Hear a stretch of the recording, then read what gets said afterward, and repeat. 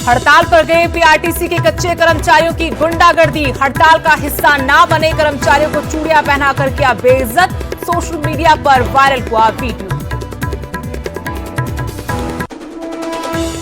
हिमाचल में भी बड़े किसान आंदोलन की शुरुआत।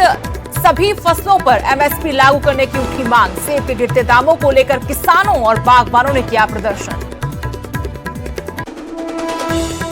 बिलासपुर में स्क्रब टाइफस ने दी दस्तक। 2 महीनों में 34 मामले आए सामने। स्वास्थ्य विभाग में मचा हड़कंप।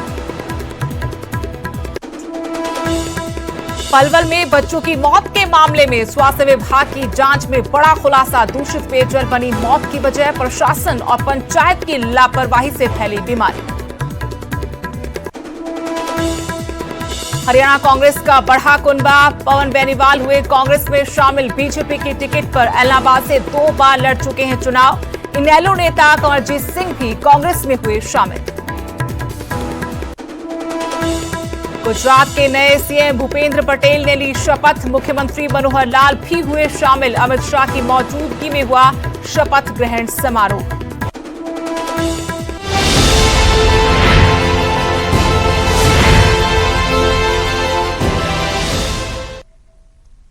नमस्कार, आपके साथ मैं हूं स्तेश नैन मोर। बुलेटिन की शुरुआत करेंगे बड़ी खबर के साथ। पंजाब के फरीदकोट से बड़ी खबर। पीआरटीसी के कच्चे कर्मचारियों की गुंडागर्दी सामने आई है। पीआरटीसी के कच्चे कर्मचारियों को चूड़ियां पहनाई गई। हड़ताल में शामिल ना होने की ये सजा उनको दी गई। सोशल मीडिया पर वीडियो वायरल हो रहा है। मोगा बस अड्डे का ये वीडियो बताया जा रहा है। अपनी मांगों को लेकर 8 दिन से पंजाब रोडवेज के कच्चे कर्मचारी हड़ताल पर है, लेकिन जो इस हड़ताल का हिस्सा नहीं बने उनके खिलाफ ये गुंडागर्दी का वीडियो सामने आया है। पीआरटीसी के कच्चे कर्मचारियों के साथ गुंडागर्दी की गई। पीआरटीसी के कच्चे कर्मचारियों को हड़ताली कर्मचारियों ने चूड़ियां पहनाई हैं। ये वो वीडियो जो सोशल मीडिया पर वायरल किया जा रहा है। हड़ताल में शामिल ना होने की इन कच्चे कर्मचारियों को सजा दी गई। जो हड़ताली कच्चे कर्मचारी हैं उनकी तरफ से बकायदा चूड़ियां मंगवाई गई। चूड़ियां पहनाकर उनको बेइज्जत किया गया। और जानकारी हम लेंगे मेरे सहयोगी नरेश सेठी इस वक्त फोन लाइन जुड़े हैं। नरेश, तस्वीरें भी हम दर्शकों को दिखा रहे हैं किस तरीके से हड़ताल में शामिल ना होने वाले कच्चे कर्मचारियों को चूड़ियां पहनाई जा रही हैं। पहले तो ये बताइए कि इस वीडियो के बारे में क्या और जानकारी, कहां का कब का ये वीडियो बताया जा रहा है? देखिए सुदेश, ये वीडियो जो बताया जा रहा है ये मोगा बस स्टैंड का है, क्योंकि फरीदकोट बस स्टैंड जो पीआरटीसी का डिपो है वहाँ का एक हड़ताली कर्मचारी, हालांकि सारे पीआरटीसी मुलाजिम जो कच्चा मुलाजिम है कॉन्ट्रैक्ट बेस पे काम कर रहे हैं वो हड़ताल पे चल रहे हैं, लेकिन ये एक कच्चा मुलाजिम जो बस पे ड्यूटी दे रहा था तो यहाँ से बस चलकर मोगा पहुंची। तो मोगा वहां जाकर जो हड़ताली कर्मी थे उन्होंने इसको देखा और क्योंकि ये ड्यूटी दे रहा था तो उसको वो रोका गया और वहां उसको जो चूड़ियां पहनाई गई और उसे गद्दार तक बताया गया और उसको एक चुनरी उड़ा के उसकी काफी जो इसको शर्मिंदा किया गया और उसके बाद उसको जो ड्यूटी से अलग किया गया, जो बस पे जा रहा था उससे उसको हटाया गया। कहीं ना कहीं हड़ताली कर्मियों को ये दिखाने की कोशिश कर रहे थे कि जो हमारी जत्थेबंदी है जो एकजुट होकर काम कर रही है, लेकिन उसमें से कुछ कर्मी हैं जो हड़ताल का हिस्सा नहीं बन रहे और जो हड़ताल से अलग होकर काम पे जा रहे हैं तो उनको जो है वो रोकने की कोशिश कर रहे हैं कि वो हड़ताल के जो समर्थन में आए और जो अपना काम काज कर रहे हैं उसको छोड़कर हड़ताल के समर्थन में आए। लेकिन ये तरीका कहां तक ठीक है? जिस तरीके से पेश आया गया है इस कच्चे कर्मचारी के साथ ये सरासर गलत है। क्या इस मामले में कोई शिकायत अभी दर्ज हुई है, शिकायत दी गई है पुलिस को?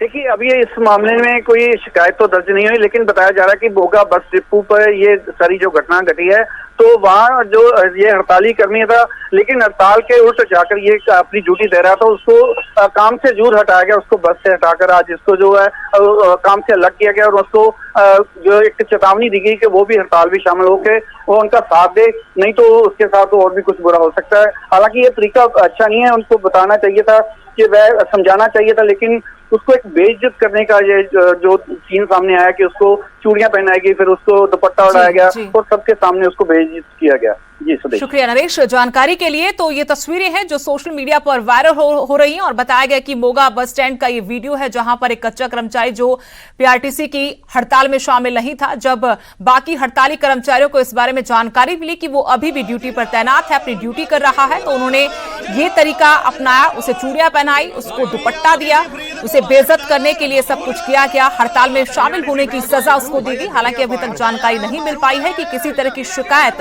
इस मामले में इस शख्स ने दी है। अगली बड़ी खबर, गाय गुरदास मान ने हाईकोर्ट का रुख किया है, अग्रिम जमानत के लिए याचिका लगाई है हाईकोर्ट में। आपको बता दें जालंधर कोर्ट ने उनकी जमानत याचिका को खारिज कर दिया था। अब हाईकोर्ट में जल्द उनकी याचिका पर सुनवाई हो सकती है। गुरदास मान पर धार्मिक भावनाएं आहत करने का आरोप है, इसके चलते सिख संगठनों ने हाईवे जाम करने की धमकी दी थी। उसके बाद पुलिस ने उनके खिलाफ मामला दर्ज किया था। श्री गुरु अमरदास जी पर विवादित टिप्पणी का यह मामला, जिसको लेकर गुरदास मान के खिलाफ एफआईआर दर्ज हुई। धार्मिक भावनाएं आहत करने के केस में पंजाबी गाय गुरदास मान की मुश्किलें बढ़ गई हैं। जालंधर कोर्ट ने जमानत देने से इनकार कर दिया था और अब गुरदास मान हाईकोर्ट का रुख कर चुके हैं। यहां उनकी याचिका पर जल्द सुनवाई भी हो सकती है।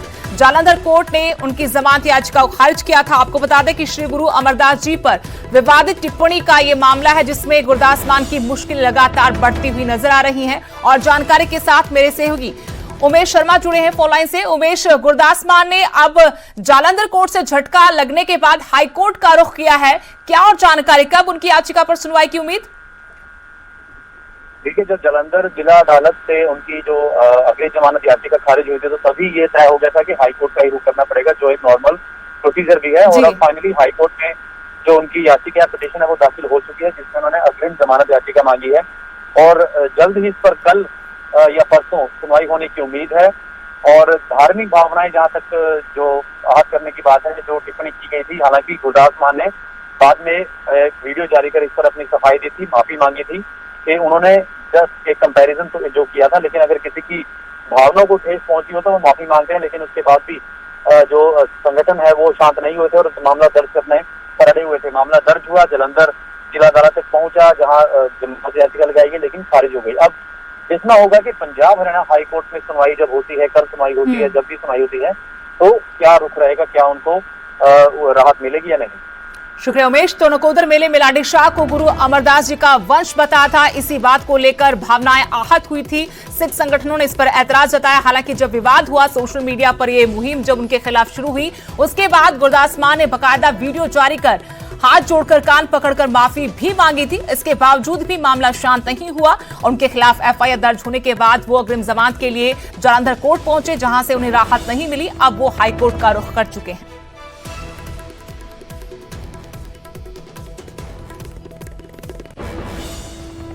अगली बड़ी खबर, बिलासपुर में स्क्रब टाइफस ने दस्तक दे दी है। स्क्रब टाइफस के 34 मामले सामने आए हैं। 2 महीनों में ये 34 मरीज सामने आ चुके हैं। ताजा मामलों से स्वास्थ्य विभाग में भी हड़कंप मच गया है।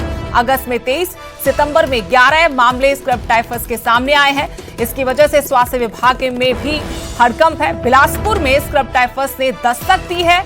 जानकारी के मुताबिक 34 मामले अब तक सामने आ चुके हैं। में स्क्रब टाइफस तो एंडेमिक है, मतलब ये हर साल इसके केसेस आते रहते हैं।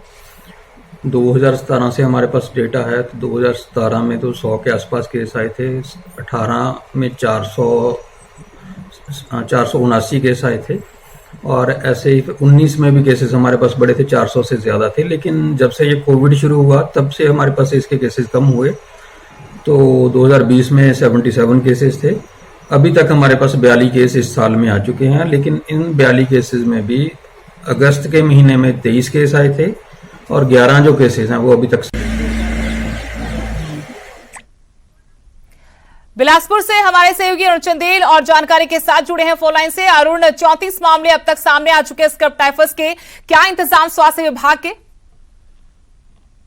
देखिए, इस बार जो स्क्रब टाइफस ने दस्तक दी है सितंबर माह में, तो स्वास्थ्य विभाग ने पूरी तैयारी कर रखी है। हाँ, एक जोड़ मैं ये भी कहना चाहूंगा कि जो क्षेत्रीय अस्पताल बिलासपुर है, यहाँ पे जो स्क्रब की मेडिसिन तो है, लेकिन यहाँ पे जो विशेषज्ञ डॉक्टर है, एमडी वार्ड यहाँ पर नहीं है। यहाँ पर जितने भी मामले आते हैं तो उनको आईजीएमसी शिमला के लिए रेफर किया जाता है।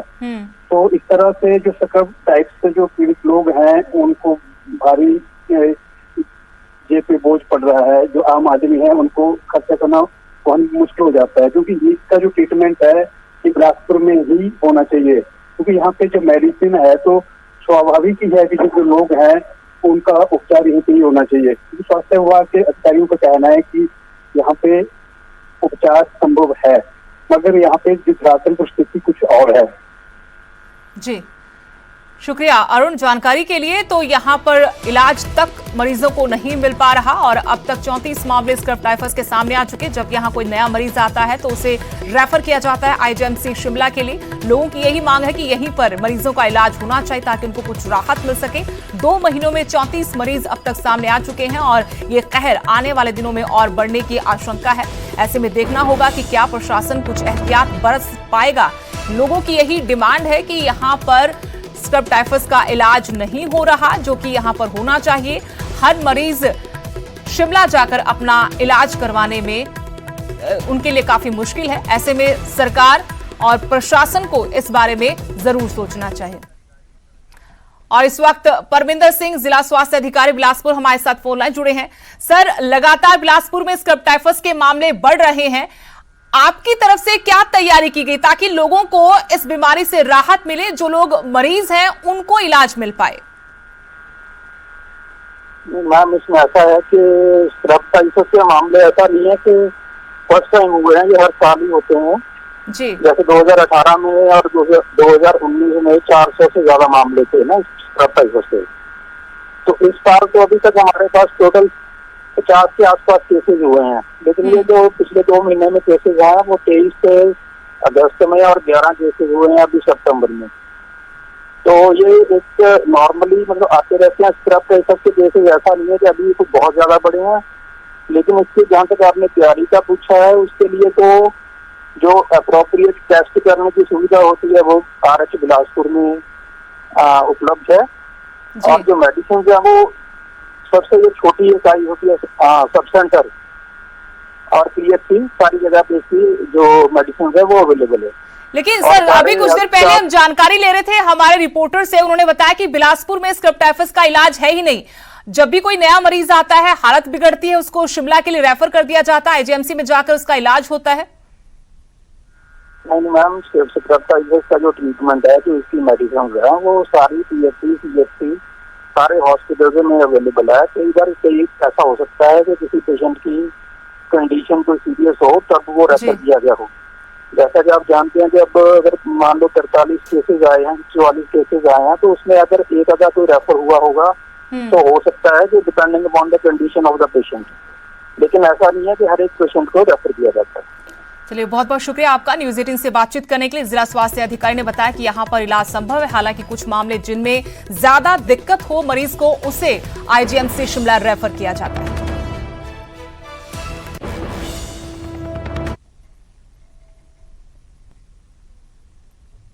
उधर पलवल के हथीन में बच्चों की मौत के मामले में स्वास्थ्य विभाग की जांच में बड़ा खुलासा हुआ है। चिल्ली गांव में बच्चों की मौत की वजह कुछ और नहीं बल्कि दूषित पानी है। आपको बता दें कि हथीन विधानसभा क्षेत्र के चिल्ली गांव में पिछले 10 दिनों में 9 बच्चों की मौत हो चुकी है। यही नहीं, गांव के सरपंच के मुताबिक करीब 50 से 60 बच्चे अभी भी बुखार की चपेट में हैं, जिनका इलाज चल रहा है। उधर 10 दिनों में 9 बच्चों की मौत से स्वास्थ्य विभाग में भी हड़कंप है। ग्रामीण जहां बच्चों की मौत को मलेरिया और डेंगू के लिए मलेरिया डेंगू को वजह बता रहे, तो वहीं स्वास्थ्य विभाग की जांच में खुलासा हुआ है कि दूषित पानी की वजह से बच्चों की जान जा रही है। को आया 9 तारीख की डेथ का पता लगा, 10 तारीख को इसके लिए ऑर्डर निकाले गए। इन्वेस्टिगेशन टीम 10 तारीख से लगातार इसी में लगी हुई है।